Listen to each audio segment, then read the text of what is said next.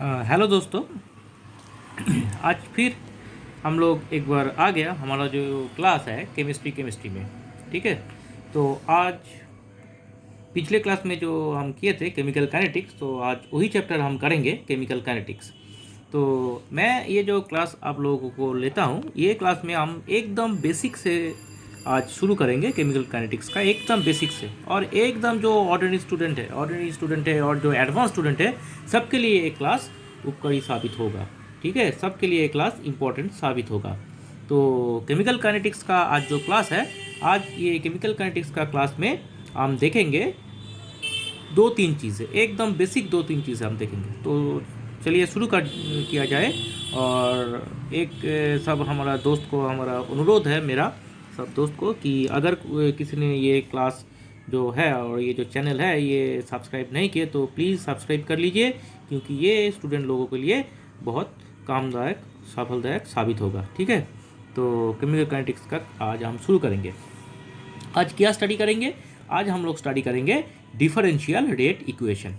बहुत इसमें मिसकंसेप्शन रहता है, बहुत कन्फ्यूजन रहता है। तो ये सब कन्फ्यूजन आज हम धीरे धीरे दूर करेंगे। आज हम करेंगे, जो पढ़ेंगे ये है डिफरेंशियल, एकदम बेसिक चीज़ें हम सीखेंगे। Differential rate equation, differential rate equation. तो दोस्तों, डिफरेंशियल रेट इक्वेशन क्या है? डिफरेंशियल रेट इक्वेशन देखिए, ये आप लोग पढ़ रहे हैं क्लास 12 में पढ़ रहे हैं, और इतना डिटेल्स में जानने का कोई ज़रूरत नहीं है। ठीक है। हम ये केमिस्ट्री को पढ़ेंगे खूबसूरती से, सिंपल वे में केमिस्ट्री को देखेंगे। ठीक है। इतना डीप में घुसेंगे तो ये हमको थोड़ा टफ लगेगा। तो हम as a easiest way we हम लोग ये इसको पढ़ने का कोशिश करेंगे। ठीक है। तो डिफरेंशियल रेट इक्वेशन, ये डिफरेंशियल रेट इक्वेशन निकलने के पहले एक इक्वेशन, एक केमिकल इक्वेशन को इन जनरल वे में हम लिखेंगे। क्या लिखेंगे? मान लीजिए एक केमिकल इक्वेशन है ए प्लस बी, यहाँ से शुरू होता है सी प्लस डी। मतलब क्या है? ए और बी, ये जो है ए बी, ये क्या है? ए बी है रिएक्टेंट, ए बी को बोलते हैं रिएक्टेंट। और सी डी को क्या बोलते हैं? Capital C. देखिए, capital A, capital B, capital C, capital D, इसको बोलते हैं प्रोडक्ट। एकदम बेसिक चीज़ है। और ए के आगे जो स्मॉल ए है, ये है ए का टॉइसोमेट्रिक कोफिशिएंट। बी के आगे जो है स्मॉल बी, ये है बी का टॉइसोमेट्रिक कोफिशिएंट। टॉइसोमेट्रिक कोफिशिएंट क्या है? टॉइसोमेट्रिक कोफिशिएंट है ये जो इक्वेशन है, ये इक्वेशन को बैलेंस करने के लिए जो नंबर लिखा जाता है, इसी को बोलता है stoichiometric coefficient. So a b c, small c, d, ये सब है stoichiometric coefficient, stoichiometric coefficient. Okay. So ये जो रेट इक्वेशन हम लिखे हैं, रेट को लिखे हैं, ये है जनरल इक्वेशन। ठीक है, ये जनरल इक्वेशन, और ये जनरल इक्वेशन का हम रेट इक्वेशन लिखेंगे। So rate of the reaction, देखिए हम लिखते हैं ना, rate of the reaction. Rate of the reaction क्या होगा? रेट ऑफ द रिएक्शन को हम लिखेंगे आर। ये आर से हम लिखेंगे रेट ऑफ द रिएक्शन। अब क्लास को फॉलो करना है। ठीक है। एक भी सेकंड, एक भी मिनट, एक भी पल को स्किप ना करना है। ठीक है। अगर एक सेकंड आप स्किप कर देंगे ना, तो कुछ चीज़ें आप समझ नहीं पाएंगे। सो बिना स्किप करे आप ये क्लास को फॉलो करते रहिए। तो rate of the reaction R equals to हम लिखेंगे क्या? आर इक्वल्स टू लिखेंगे -1/a डी टी। ठीक है। -1/a D T equals to क्या लिखेंगे? -1/b D T equals to plus sine देने का ज़रूरत नहीं है, D T equals to 1/d D T. देखिए, मतलब ये क्या है? ए है रिएक्टेंट। सो टाइम के अनुसार जितना टाइम आगे जाएगा, आगे बढ़ेगा, तो ए का कॉन्सेंट्रेशन जो है, विद इन थर्ड ब्रैकेट हम लिखे हैं, ए का कॉन्सेंट्रेशन ये क्या होगा? ये कंज्यूम होगा। तो ए का कॉन्सेंट्रेशन धीरे धीरे घटेगा। इसीलिए क्या है? ये नेगेटिव साइन। बी भी ऐसे सिमिलर टाइप का है, कितना घटेगा बी का, वो भी कम होगा टाइम के अनुसार, सो नेगेटिव साइन आया। सी क्या है, सी है प्रोडक्ट, ये एज जितना टाइम आगे बढ़ेगा ये सी का रेट, सी का कॉन्सेंट्रेशन बढ़ेगा, तो इसलिए इसका आगे है पॉजिटिव। एज ए डी भी एक प्रोडक्ट है तो डी का आगे भी पॉजिटिव है। ए का जो रेट है वो कैसे बढ़ेगा, ठीक है, उसका बढ़ने का जो इंटेंसिटी है वो क्या हो, किसके ऊपर डिपेंड करेगा, टॉइसोमेट्री के ऊपर। सो 1/a। ए का जो जितना मतलब ए का वैल्यू जितना बड़ा है, सो इतना ए का कंज्यूम रेट उतना कम होगा, इसलिए 1/a। बी का वैल्यू जितना बड़ा होगा ए का कंज्यूम रेट उतना कम होगा, ठीक है। तो ये हमारा मेन कॉन्सेप्ट है। सो अभी देखेंगे, अभी रेट को हम क्या लिख सकेंगे, रेट सेकेंड, ये हो गया हमारा पहला वाला, इसको हम लिखते हैं नंबर 1, इसको नंबर 2, और 3 नंबर हम क्या देखेंगे, रेट। सो रेट क्या है एक्चुअली, देखिए ए और बी इसके ऊपर तो रेट डिपेंड करेगा ना। ए का कॉन्सेंट्रेशन जितना रहेगा, रेट ऑफ द रिएक्शन क्या होगा, उतना ही बढ़ेगा। अगर ए का कॉन्सेंट्रेशन और बी का कॉन्सेंट्रेशन कम होगा तो रेट जाहिर सी बात है कम होगा, और ए और बी का कंसंट्रेशन बढ़ेगा तो रेट बढ़ेगा। मतलब रेट ऑफ द रिएक्शन वो क्या होता है, कंसंट्रेशन ऑफ द रिएक्टेंट के ऊपर क्या है, डायरेक्टली प्रोपोर्शनल। मतलब rate of the reaction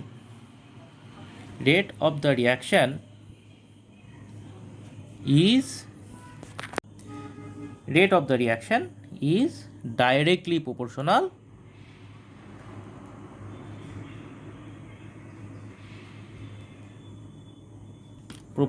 to the concentration of the product। Product के कंसंट्रेशन के ऊपर ये डायरेक्टली प्रोपोर्शनल होगा। मतलब क्या होगा, आर वेराइसस कंसंट्रेशन ऑफ ए, मतलब सिर्फ ए ही नहीं है, ए के ऊपर एक कोफिशिएंट रहेगा, यह एक्स। एक्स क्या है, एक्स है ऑर्डर, ठीक है, इंटू बी भी है तो B to the power Y.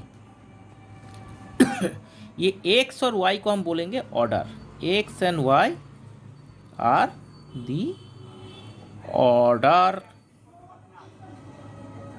Of the reaction with respect to WRT, with respect to A and B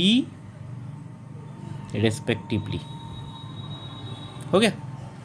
देखिए ए के आगे जो स्मॉल है वो हम स्मॉल ए नहीं लिखे हैं, हम क्या लिखा है, हम एक्स लिखे हैं।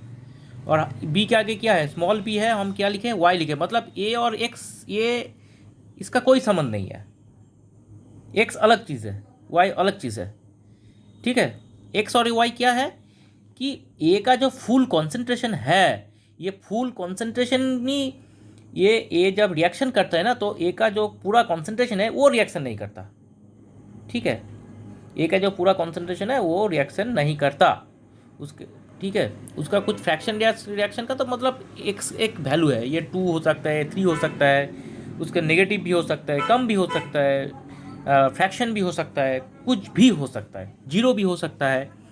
मतलब एक्स और वाई ये दो जो क्वांटिटी है ये हम थियोरिटिकली निकल नहीं पाएंगे, एक्स और वाई हम डिटरमाइन करेंगे एक्सपेरिमेंटली, ठीक है। मतलब ऑर्डर जो है वो एक एक्सपेरिमेंटल चीज़ है, एक्सपेरिमेंट से ही उसको निकल सकेंगे हम।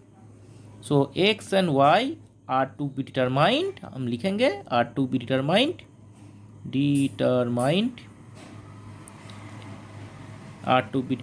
एक्सपेरिमेंटली। मतलब ये एक चीज़, नया चीज़ हम सीख गए। क्या चीज़ सीखे कि order is an experimental matter. Order मतलब ऑर्डर क्या है, order should be determined experimentally, ये याद रखना है। Order is determined experimentally.